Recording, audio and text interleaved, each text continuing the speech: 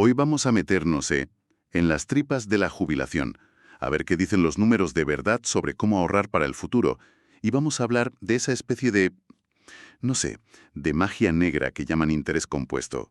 ¿Es realmente una fórmula mágica o solo matemáticas puras y duras? Pues yo diría que es una mezcla fascinante de las dos cosas.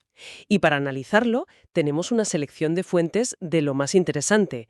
Por un lado, la artillería pesada, un estudio académico de la Universidad EAFIT de Colombia que, vamos, se curra un modelo matemático para ver si las pensiones son sostenibles. Ajá. Y por otro, material más.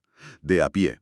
Artículos de gestoras de inversión como Julius Baer y Nao Sam, la propia Wikipedia, e incluso un libro de texto de bachillerato sobre educación financiera. Un buen mix. La misión de hoy es precisamente esa, coger estos conceptos, que a veces suenan a chino, y traducirlos. Queremos entender qué factores deciden si se puede llegar a la jubilación y, bueno, mantener la calidad de vida. ¿Qué hace falta de verdad para que los números cuadren al final del camino? Pues la pregunta del millón la plantea directamente el estudio colombiano.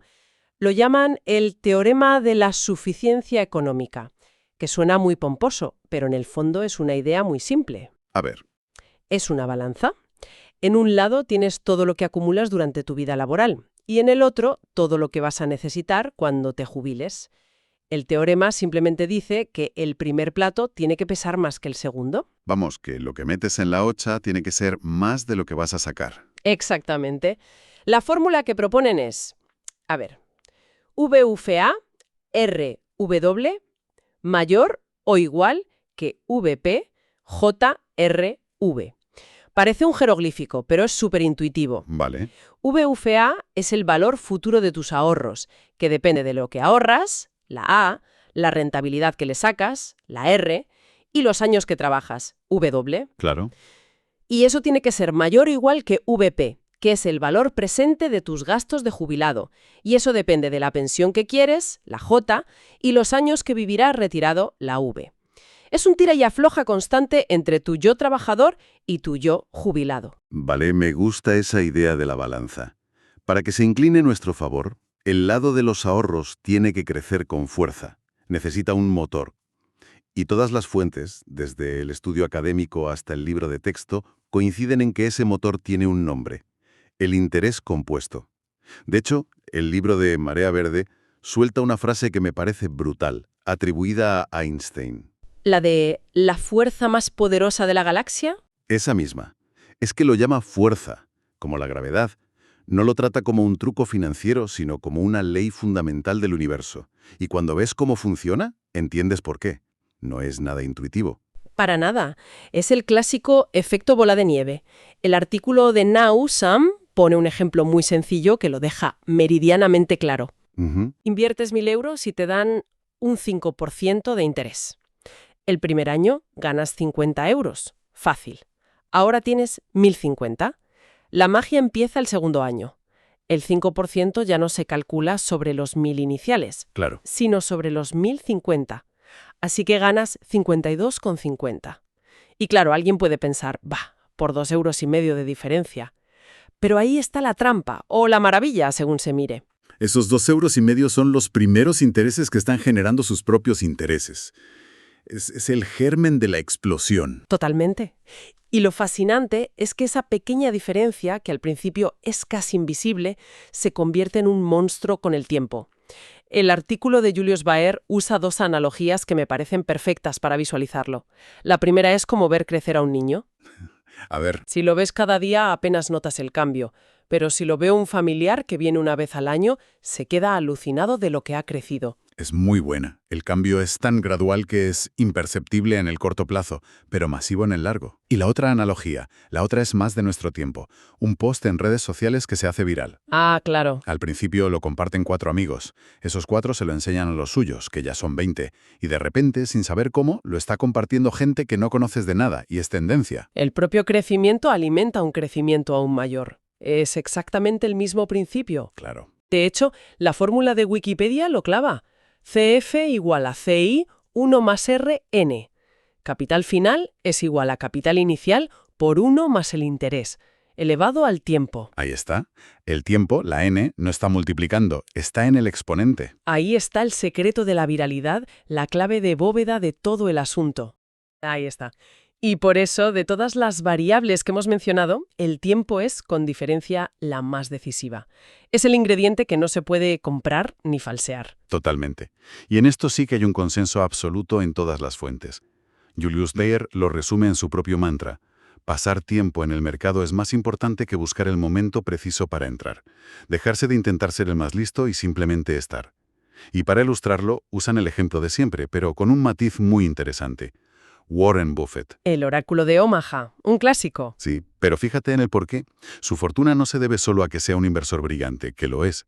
Se debe a que ha sido un inversor bueno durante un periodo de tiempo absurdamente largo. Empezó a invertir con 11 años. Increíble.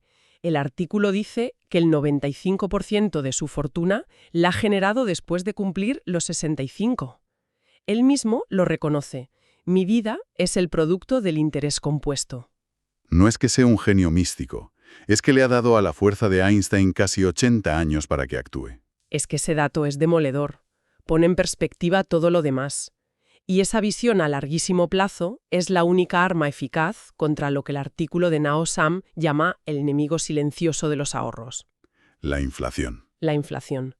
El dinero que no se mueve, que está en la cuenta corriente o debajo del colchón, pierde valor cada día. Si la inflación es del 3%, tus 1.000 euros comprarán un 3% menos de cosas el año que viene. Para evitar eso, la rentabilidad de tu inversión, esa R de la fórmula, tiene que ser superior a la inflación. Y aquí es donde el estudio colombiano me dejó de piedra. Porque en su modelo teórico inicial, el de laboratorio, llegan a una conclusión que va contra toda intuición. Afirman que, en un escenario ideal, la inflación no tiene ningún efecto. ¿Cómo puede ser? Suena a locura, pero tiene su lógica matemática. En ese modelo perfecto asumen que todo está indexado a la inflación. Ah, Es decir, si los precios suben un 3%, tu salario también sube un 3%, por convenio, el porcentaje que ahorras de ese salario también crece y la pensión que necesitarás para mantener tu nivel de vida, pues también será un 3% más alta. vale, ya lo pillo. Es un escenario de laboratorio, como si viviéramos en una burbuja donde todo sube y baja a la vez y en la misma proporción exacta. Exacto. La inflación se convierte en una especie de marea que lo sube todo a la vez. Así que, en términos relativos, estás en el mismo sitio. Vas perfectamente encaminado. Es exactamente eso. El problema, claro, es que la realidad no es una marea uniforme, es más bien un oleaje caótico. Claro, la vida real no es esa burbuja. Mi sueldo no sube lo mismo que el alquiler, la bolsa tiene años de euforia y años de pánico. ¿Qué pasa cuando el modelo colombiano mete todo ese caos del mundo real en la coctelera? Porque para eso usan las simulaciones de Monte Carlo, ¿no? Para simular miles de futuros posibles con toda esa incertidumbre. Exacto. Para probar la resistencia del modelo contra la aleatoriedad de la vida. Y los resultados de esas simulaciones son, probablemente, la parte más valiosa de todo el estudio. Revelan, sin lugar a dudas, cuál es la variable que lo puede cambiar todo. A ver, dispara. La tasa de rentabilidad proveniente del mercado accionario. En otras palabras, el rendimiento de la bolsa. Ya. Por su volatilidad, es la mayor fuente de incertidumbre. Es el acelerador más potente que tienes, pero también el freno más brusco. O sea que el mayor motor de crecimiento es también la mayor fuente de dolores de cabeza. La rentabilidad de las acciones es donde te la juegas, para bien y para mal. Tiene todo el sentido. Tiene todo el sentido del mundo. ¿Y qué hay del tiempo? ¿Qué dicen las simulaciones sobre esa balanza entre años trabajados y años jubilado? Ahí los resultados son para sentarse y tomar nota. Analizan qué ocurre cuando los años trabajados, que ellos llaman TA, no coinciden con los años de jubilación, TJ. Si trabajas menos años de los que esperas vivir jubilado, TA-TJ, por ejemplo, 30 años de trabajo para una jubilación de 40, la probabilidad de que te quedes sin fondos se dispara. En sus simulaciones, roza el 40%. ¿Un 40% de probabilidad de quedarte a cero? Es casi como tirar una moneda al aire. Da vértigo. Es una cifra altísima. Altísima. En cambio, en el escenario contrario, si trabajas más tiempo del que dura tu jubilación, TA, mayor o igual que TJ, la probabilidad de que te falte dinero se desploma, llegando a ser prácticamente nula en algunos casos. Esto demuestra con números que esa proporción es un pilar fundamental. no es una cuestión de opinión, es matemática pura. Y para que todo esto no parezca tan abstracto, el estudio pone un número sobre la mesa que a mí me parece la clave de todo. Calculan un escenario muy concreto: 30 años trabajando y 30 jubilado, ahorrando un 15% del sueldo cada año. Y concluyen que para que eso funcione necesitarías una rentabilidad real anual del 5,95%. Y ojo que el matiz de real es crucial. Claro, 95% por encima de la inflación. Si asumimos una inflación media del 2 o el 3%, estamos hablando de que tu cartera de inversión necesita generar una rentabilidad nominal, la que ves en el extracto del banco, de entre el 8 y el 9% de media cada año durante 30 años.